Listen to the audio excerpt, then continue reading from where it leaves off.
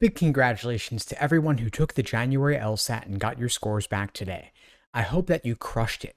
If you did, amazing. It's now time to switch gears and focus on your application essays. This is a great time to finalize everything and send it in. However, if it didn't go as well as you'd hoped, or if you're considering an LSAT retake, today we're going to talk about your options and timelines for the upcoming LSAT test dates. First, for those who don't know me, my name is Steve Schwartz.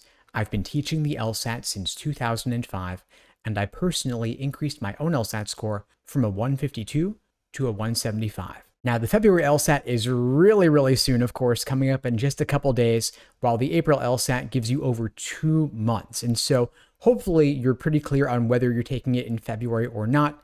Consider that, of course, retaking the LSAT is well worth it because law schools only consider your highest LSAT score. They're not going to care whether you took it in January or February. April, however, is a bit too late for this cycle.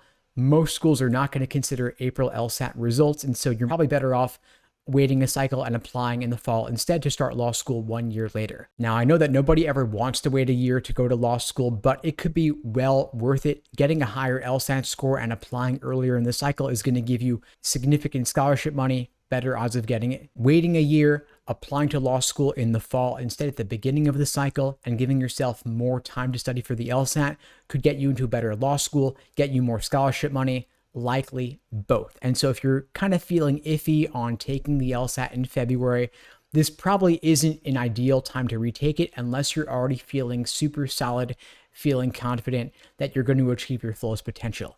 But with 9 weeks from now till the April LSAT, over 2 months, this gives you a lot more time to make significant improvements to your score and maximize your odds of admission. Of course, the LSAT is the biggest factor in law school admissions, so if you think you can get a higher score with a bit more time, it's worth putting in the time to get that result. And of course, if you'd like my help on your journey to retaking the LSAT and getting a top score, ideally 170 plus, no reason to shoot for anything less, you can check out the links below to find out more and to book a call with me and my team.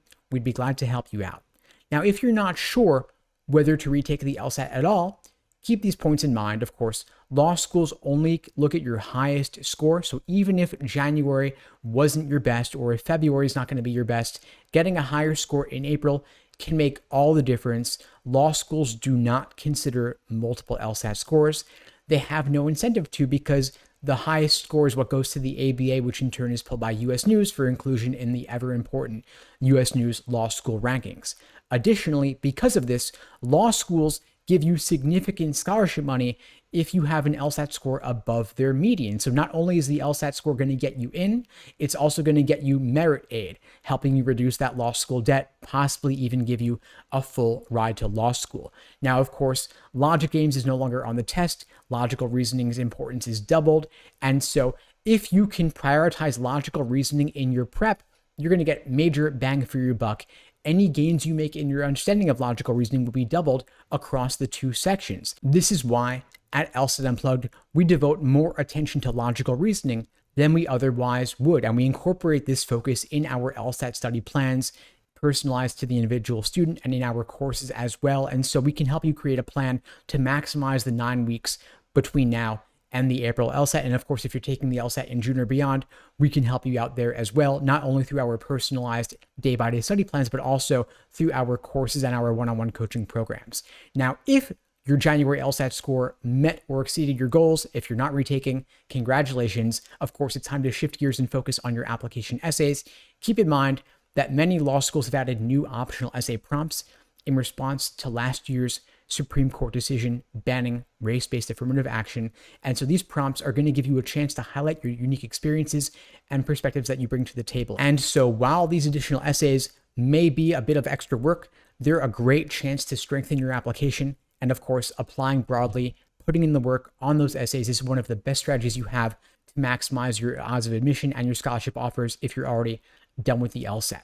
And so, of course, if you'd like my help, whether you're retaking the LSAT or working on your application essays, my team and I would be glad to help you out. Check out the links below to find out more and to book a call with me and my team. And in the meantime, I'll wish you all the best and take care.